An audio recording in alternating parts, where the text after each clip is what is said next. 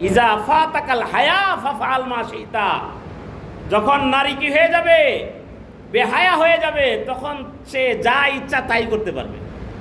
যেই ঘরে নারী হায়াওয়ালা, পর্দাওয়ালা, দিনদার নাই, আল্লাহ রসুলের হাদিস, আল্লাহ রসুল বলতেছেন দুনিয়ার শ্রেষ্ঠ সম্পদ তার ঘরে নাই, আর দুনিয়ার শ্রেষ্ঠ সম্পদ তার ঘরে আছে যেই ঘরে একজন দিনদার সতী নারী আছে। তো তারা বলছিল চারটা, একটা হলো হারাম খাওয়াও, তাহলে মুসলিম সমাজকে ধ্বংস করা সহজ। 2 নম্বর হলো তাদের নারীকে কি করো, ঘর থেকে বের করে মডেল বানাও, নায়িকা বানাও, গায়িকা বানাও, হ্যাঁ, নাচ ওয়ালি বানাও। এজন্য এখন স্কুলে গানের শিক্ষক দে, স্কুলে নাচের শিক্ষক দে, হ্যাঁ, নাচ শেখানো হয়, গান শেখানো হয়, কিন্তু এই আল্লাহর এই কোরআন শেখানো হয় না।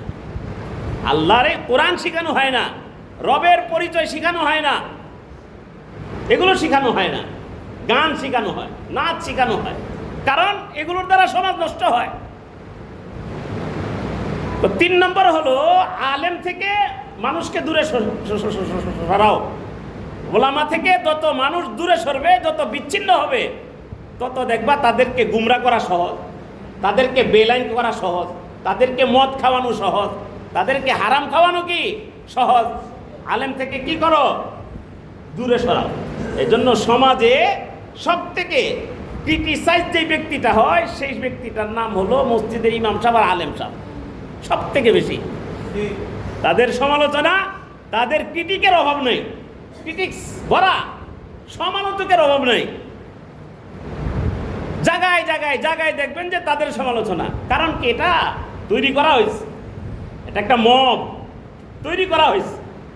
অথচ সমাজের ভালো মানুষই এরা, কারো কোনো ক্ষতি করে না, কারো কোনো জেবে হাত দেয় না, কারো কোনো সম্পদের দিকে তাকায় না, হ্যাঁ, তার দ্বারা কোনো ঝগড়া নাই, ফাসাদ নাই, আত্মসাৎ নাই, বেঈমানি নাই, কিচ্ছু নাই। কিন্তু এর পরেও দেখবেন যে একদল মানুষ তার পিছনে লেগে আছে, তার সমালোচনায় লিপ্ত আছে। আল্লাহ আমাদেরকে হেফাজত করুন। 4 নম্বরে হলো যে মিডিয়ার মাধ্যমে ইসলামের যত অপপ্রচার আছে। আপনি দেখবেন ইন্ডিয়াতে একটা কাজ অনেক আগের থেকেই শুরু হয়েছে। 2000 সালতে পর থেকে আফগানিস্তানে যখন আমেরিকারা আক্রমণ করে, এর পরের থেকে মুসলমানের উপরে একটা তকমা দেওয়া হলো কি যে তারা জঙ্গি। সারা বিশ্বে এটা নতুন নতুন নাটক সাজিয়ে, হ্যাঁ, একবার আমি যখন ইন্ডিয়াতে থাকি তখন এর একটা নাম দিছে ইন্ডিয়ান মুজাহিদ। নাম কি দিছে, ইন্ডিয়ান মুজাহিদিন। এদের কাজ কি, এরা কাজ হলো মন্দিরে হামলা করা। প্রথম তারা নাটক সাজাইছে মসজিদে কি করে হামলা করে। মসজিদে হামলা করে কারা, মুসলমানরা। মন্দিরে হামলা করে কারা, মুসলমানরা। মুসলমানরাই মসজিদে হামলা করে, আবার মুসলমানরাই কি হামলা করে কোথায়, মন্দিরে। এইভাবে অনেক দিন চলছে। ওই সময় আমি বেঙ্গলোরের কাছাকাছি একটা শহরের ভিতরে ছিলাম। মানে এমন এক অবস্থা তারা তৈরি করছে যে মুসলমান যেমনিই যা, তাদেরকে একটা জঙ্গির মানে সন্ত্রাস এই নজরে কি করা হয়, দেখা হয়। আল্লাহ তাআলা হেফাজত করছেন। ওই সময় বোম্বাই একজন পুলিশ অফিসার আসছে, হেমন্ত কারকরে, এখন আমার নামটা মুখস্থ আছে, হেমন্ত কারকরে। এই লোক আসার পরে সে বলল না, যেইভাবে মুসলমানদেরকে জঙ্গি বানিয়ে মন্দিরে, এরপরে মসজিদে হামলা করা হচ্ছে, এটা কোনোটাই মুসলমানের কাজ না, এটা হলো আরএসএস এর কাজ। এটা হলো ভারতীয় হিন্দুত্ববাদী সংগঠন আরএসএস এর কাজ। এই হিন্দু ভদ্রলোক তত্ত্ব সহকারে অ্যারেস্ট করলো পারজ্ঞা সিং, একজন মহিলা, যে মন্দিরের ভিতরে থাকে, এই গেরুয়া রঙের পোশাক পরে। একে কি করা হলো, প্রমাণ আদি সহ তাকে অ্যারেস্ট করা হলো। এইরকম ভারতের মন্দির থেকে বিভিন্ন যোগীদেরকে, তো তাদের যে কি বলে এটা, পূজারি, সাধু পূজারি, এদেরকে অ্যারেস্টের মাধ্যমে ওই হেমন্ত কারকরে সাহেব, এই জন্য নামটা মুখস্থ আছে। ওই সময় এই লোক মুসলমানদের পক্ষে যেই ভূমিকা রাখছে, এটা মুসলমান আজীবন স্মরণ রাখবে। এই লোকের মাধ্যমে প্রকাশ্যে আসলো যে এই সমস্ত ঘটনার সাথে মুসলমানের দূর দূর তক কোনো কি নাই, হ্যাঁ, যুগ সুযোগ নাই। এটার সাথে সরাসরি সম্পৃক্ত হলো ভারতীয় হিন্দুত্ববাদী সংগঠন RSS। এটা যখন প্রমাণ হলো তখন তাকে দেখেন কত কৌশলে তাকে হত্যা করা হলো।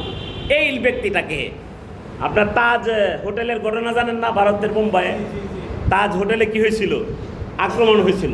ওই তাজ হোটেলের নাটক সাজানোই হয়েছিল এই হেমন্ত কারকে সাহেবকে দুনিয়ার থেকে বিদায় করার জন্য। ওই হেমন্ত কারকে যখন সত্য উদ্ঘাটন করলো তখন তারা তাজ হোটেলে একটা নাটক সাজাইলো। নাটক সাজায়া ওইখানে পাকিস্তান থেকে জঙ্গি আসছে, তারা এই হোটেলে আক্রমণ করছে। মূলত তাদের জেলখানাতে বন্দি কিছু কাশ্মীরি, কিছু বিভিন্ন জায়গার লোককে তারা এই অপারেশনের জন্য বন্দীদেরকে অপারেশনে ট্রেনিং দিয়ে তাদেরকে বানাইছে। এই বানায়া তাজ হোটেলে আক্রমণ করাইছে। এই হোটেলের আক্রমণের নেতৃত্বে ছিল হেমন্ত কারকে। সে রাতের বেলায় যখন পোশাক বুলেট প্রুফ জ্যাকেট পরে যখন বের হয়েছে, তার উপরে কোথা থেকে যেন ফায়ার হয়েছে। এই বুলেট প্রুফ জ্যাকেট ছিদ্র করে এমন এই ডুপ্লিকেট তাকে বুলেট প্রুফ জ্যাকেট পরানো হয়েছে।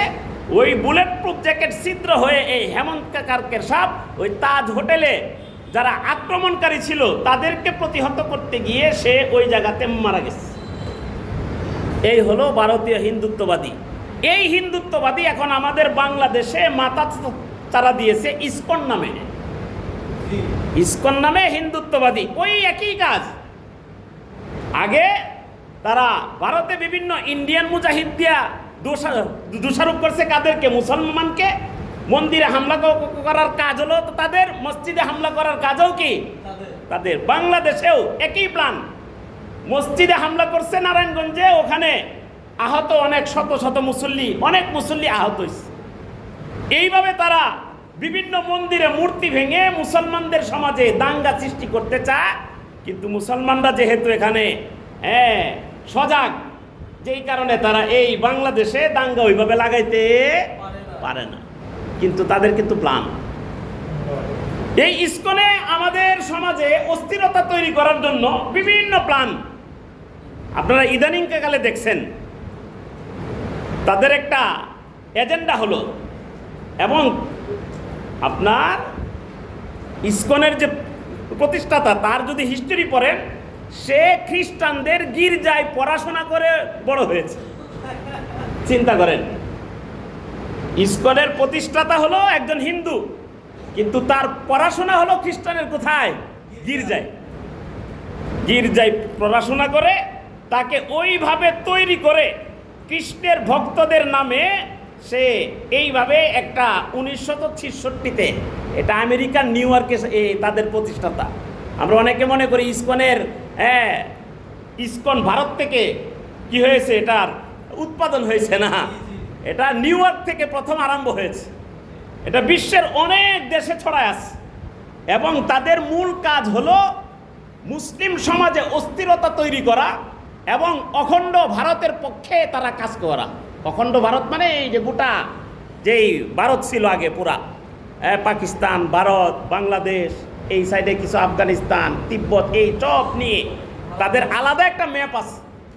বর্তমানে যে ভারতের পার্লামেন্ট, ওই পার্লামেন্টের ভিতরে ভারতের মূল ম্যাপটা আছে। বিজেপির এজেন্ডা হলো ওই মূল ম্যাপ নিয়ে কাজ করে আবার ওই পুরাতন ভারতকে কি করা, তাদের উদ্ধার করা। আর এটার একচ্ছত্র সহযোগী হলো RSS, আর RSS এর রাজনৈতিক সহযোগী হলো বিজেপি। এই বিজেপির এজেন্ডা এবং RSS এর এজেন্ডা বাংলাদেশে বাস্তবায়ন করার জন্য আছে আমাদের, বলেন না, ইসকন। এই পর্যন্ত তারা এই বিগত ফ্যাসিস্ট সরকারের আমলে তাদের শিকড় অনেক মজবুত, বাংলাদেশে অনেক মজবুত। এমনকি প্রফেশনাল, এরা যদি কোনো কিলিং অপারেশনে হাত দেয় ব্যর্থ হয় না, কারণ তাদেরকে ওইভাবে তৈরি করা হয়েছে। এটার প্রমাণ হলো গত 22 তারিখ, এই যে মাসের 22 তারিখে টঙ্গী মসজিদের একজন ইমাম, দাড়ি সব পেকে গেছে, ইমামের দাড়ি পাকা, সে ইসকনের তৎপরতা অপতৎপরতা নিয়ে মসজিদে জুমার মধ্যে বয়ান করত। তো তাকে চিঠির মাধ্যমে হুমকি দেওয়া হয়েছে, কয়েকবার চিঠির মাধ্যমে হুমকি দেওয়া হয়েছে। গত 22 তারিখ